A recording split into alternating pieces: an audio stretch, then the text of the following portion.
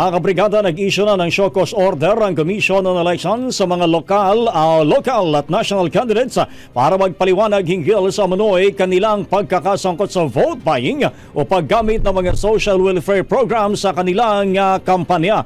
Una sa listahan ng mga pinagpapaliwanag ng ahensya ay si Senatorial Candidate Representative Camille Villar.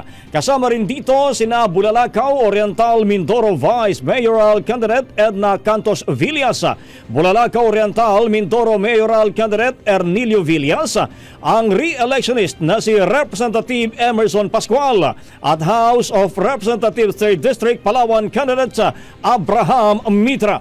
Una nang dumipensa si Villar sa aligasyon ng pamimili ng boto. Paglilinaw niya ang event sa Imos, Cavite na kanyang dinuluhan kung saan nagkaroon umano ng pamamahagi ng pera sa raffle ay nangyari noong pang February 9, 2025 na hindi pa sakop ng campaign period. Ang bahaging ito ay hatid sa atin ng DriveMax Herbal Capsule. Lalaking angat, tumatagal.